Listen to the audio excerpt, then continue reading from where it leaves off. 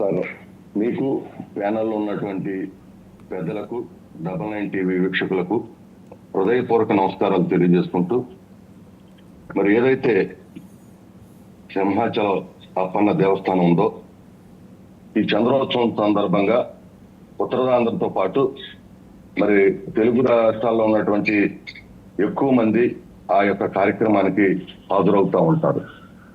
మరి నిన్న జరిగినటువంటి ఏదైతే కార్యక్రమం ఉందో ఆ చంద్రోత్సవం సందర్భంగా మరి అక్కడ కావలసినటువంటి భక్తులకు కావలసినటువంటి సౌకర్యాలన్నీ కూడా దేవస్థానం తరఫున అన్ని ఏర్పాట్లు చేయటం కూడా జరిగింది. కావాలంటే దాని మీద కూడా మీరు కూడా ఎంక్వైరీ చేసుకోవచ్చు, ఎందుకంటే మేము కూడా అక్కడ భక్తులతో చాలా మందితో మీరు చెప్పినాక మాట్లాడాం. అదే సందర్భంలో రాత్రి 2:30 మరి వర్షం, గాలులు, ఎదురుగాలులు తీవ్రంగా వేయటం జరిగింది. వర్షం కూడా 30 నిమిషాల్లోనే 2.5 సెంటీమీటర్ల వర్షపాతం నమోదైంది, అత్యధికంగా ఎప్పుడూ లేని విధంగా.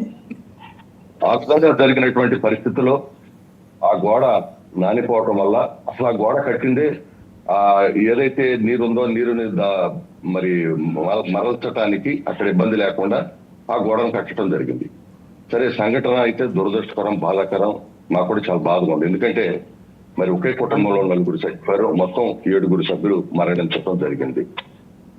అయితే తక్షణమే మరి గౌరవ ముఖ్యమంత్రి గారు స్పందించి మరి 3 కమిటీ వేయడం జరిగింది.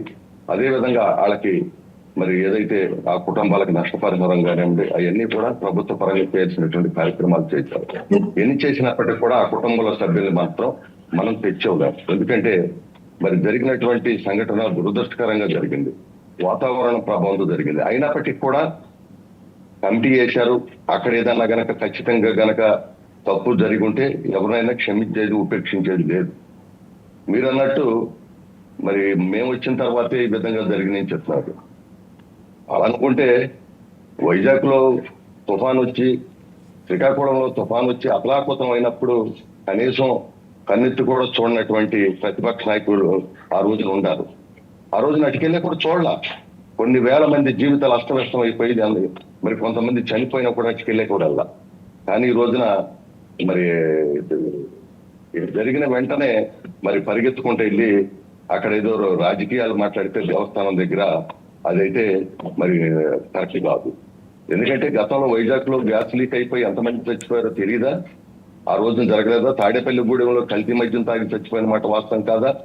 అది ఓ పని చేయండి సార్ గురుమూర్తి గారు, 1 ఏడాది పాటు మేము గుళ్ళు గోపురాలు మరమ్మతులు చేసుకుంటాం, ఈ లోపల భక్తులు ఎవరు రామాకండి అని చెప్పి అంతా సవ్యంగా ఉన్న తర్వాతే భక్తులకు ప్రవేశం కల్పించండి. ఎందుకంటే గుడి గోపురానికి పోవాలంటే ఇవాళ మళ్ళీ వెళ్ళినోడు తిరిగి వస్తాడా లేదా అనే అనుమానం, భయం జనాలకి, భక్తులకు ఉండకూడదు కదా, తల్లిదండ్రులకు ఉండకూడదు కదా, భార్యాభర్తలకు ఉండకూడదు కదా, వాళ్ళ బిడ్డలు వెళ్తే మళ్ళీ వస్తారా లేదా అని. 1 ఏడాది పాటు మూసేయండి సార్. కాదు, 1 ఏడాది పాటు మూసేసి మరమ్మతులు చేసి ఒక క్రైస్తవ ముఖ్యమంత్రి పరిపాలించడం వల్ల గుళ్ళు మైలపడ్డాయి, మేము శుద్ధి చేస్తున్నాం, ఆయనకి మొత్తం అన్ని రకాల శుద్ధి మంత్రపూర్వకంగా చేస్తాం, అన్నీ కడతాం, అప్పుడు రండి అని చెప్పండి. భక్తులకి రక్షణ కల్పించలేని దేవస్థానాలు ఎందుకంట, దేవాదాయ శాఖ ఎందుకండి? నాకు అర్థం కాదు. వెంబడే వెళ్ళి హోంమంత్రి మాడతారా కూడా? అంటే ఎవరన్నా పోయేదాకాగి గబుక్కని వెళ్ళిపోయి అప్పుడు మేము రిలీఫ్ మెజర్స్లో మేము ఇరగదీసి చేసాం, ఇది కాదు కదా మీ నుంచి జనం ఎక్స్పెక్ట్ చేసింది. తిరుమలలో తొక్కిసలాట జరుగుతుంది, 7 చచ్చిపోతారు, చైర్మన్ ఏమో జరుగుతాయి ఇలాంటివి అని ఆయన వచ్చి క్షమాపణ డిమాండ్ చేస్తే ఆయన పట్టుకొని ఈసరించి మాట్లాడతారు డిప్యూటీ సీఎంని. ఇంకా పని చేసేవాడిని చేయనీరు, మీరు చేయరు, ఎలా సార్ మరి? వాసుదేవన్ గారు, ఇప్పుడు మేమేమి పని చేయకపోవటం జరిగింది, పొరపాటు జరిగింది, చాలా పొరపాటు, మేమేం కాదనుకోలేదు. అంత మాత్రాన గుడులన్నీ మూసేసి రిపేర్ చేయాల్సిన అవసరం లేదు. క్రైస్తవులు కూడా రావచ్చు. మన పవన్ కళ్యాణ్ గారు మరి శ్రీమతి మరి తిరుపతి దేవస్థానానికి వచ్చి అక్కడ డిక్లరేషన్ ఇచ్చి దర్శించుకున్నారు. ఎందుకు అపవిత్రం అవుతుందండి? ఎవరైనా రావచ్చు. మీరందరూ అన్నారు కదా, మీరందరూ ఇంతకుముందు జగన్మోహన్ రెడ్డి పరిపాలించడం వల్ల గుళ్ళు గోపురాలు అపవిత్రం అయిపోయి మైలపడ్డాయి అన్నారు కదా. చక్ర స్నానాలు అవి చేయించి ఆయనకి ఇప్పుడు గ్రహణాలు పట్టినప్పుడు ఏం చేస్తారంటే తర్వాత కళాన్యాసం చేస్తారు గుళ్ళల్లో, మళ్ళీ ఆ పవర్ అంతా తీసుకొచ్చి భగవంతుడికి అట్రిబ్యూట్ చేసే విధంగా అవన్నీ చేయించండి సార్. చేయిస్తే ఈ దోషాలు జగన్మోహన్ రెడ్డి కారణంగా అంటిన దోషాలన్నీ పోయి భక్తులకి సేఫ్గా దర్శనం జరుగుతుంది. సార్ వాసుదేవన్ గారు, ఇవాళ మాకు అవన్నీ చేయాల్సిన అవసరం లేదు. మేము చిత్తశుద్ధితో, కూటమి ప్రభుత్వం మేము చిత్తశుద్ధితో చేస్తాం. ఎందుకంటే మాకు కూడా బాధ, హిందూ ధర్మాన్ని ఏ విధంగా రక్షిస్తున్నారు, ఎవరు ఏ విధంగా చేశారు, ఎవరి టైంలో ఏ విధంగా జరిగింది ఈ రాష్ట్రంలో అనేది అందరికి, రాష్ట్రంలో ప్రజలందరికీ తెలుసు, అందరూ చూశారు.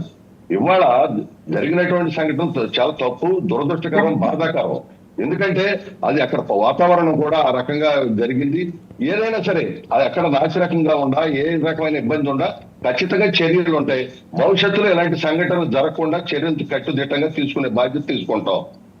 ఒక్కొక్కసారి ఒక్కొక్క సందర్భంలో, ఎందుకంటే ఇవాళ అక్కడ మీరు కావాలంటే మీరు ఎంక్వైరీ చేయండి, ఎప్పుడు లేని విధంగా ఏర్పాట్లు చేసిన మాట వాస్తవం. ఎందుకంటే అక్కడ వాటర్ విషయంలో కానీ, కింద నుంచి పై వరకు టెంట్లు వేసే విషయంలో కానీ అన్ని కూడా భక్తులకు సంబంధించిన చర్యలు తీసుకున్నారు. కానీ ఆ గోడ నిర్మాణంలో మరి ఆ విధంగా జరిగింది, వాతావరణం వల్ల కావచ్చు, లేకపోతే ఒకవేళ దాంట్లో తప్పుండా కూడా తర్వాత మీరు చెప్పారు మంత్రులు వెళ్ళారు, వెళ్లకుండా ఎలా ఉంటారండి? వితిన్ మినిట్స్ లో వెళ్ళి, వితిన్ మినిట్స్. నేను అన్నది అది కాదు గురుమూర్తి గారు, జరిగేదాకా ఆగి అప్పుడు గబుక్కన పరిగెత్తుకెళ్ళటం ఏంటి? ముందరెళ్ళి చూసుకోవాలి కదా అని నేను అన్నది అది.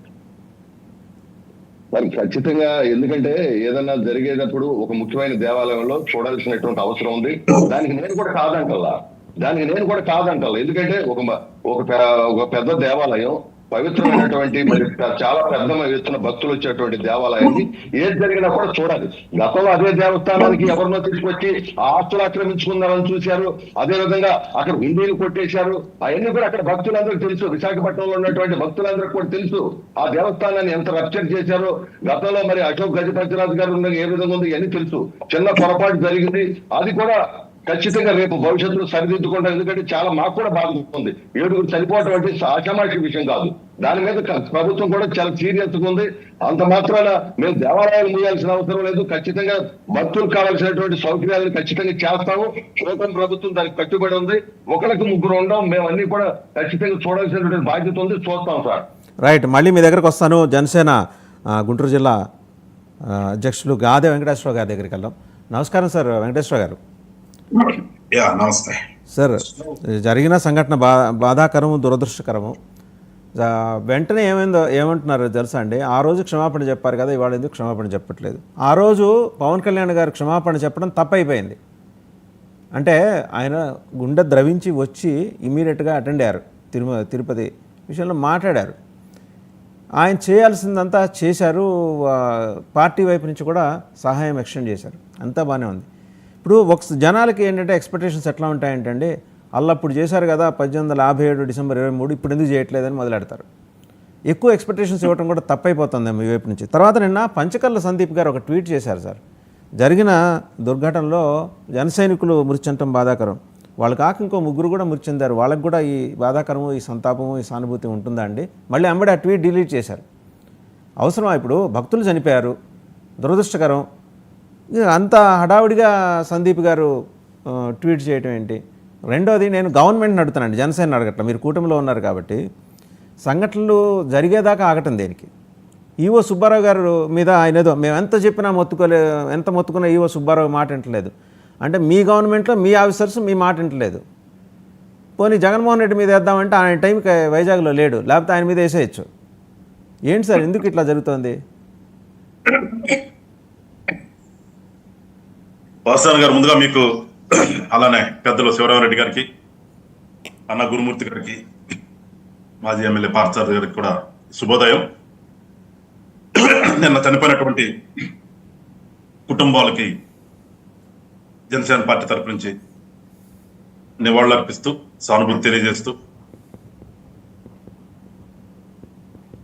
మంచిగా నాకు ఒకందుకు కొంచెం ఉదయాన్నే కొంచెం సంతోషం వేసింది. ఏంటంటే, ఒక పాత జర్నలిస్ట్ గారు ఒకసారి నాకు కలిసినప్పుడు, ఈ మధ్యన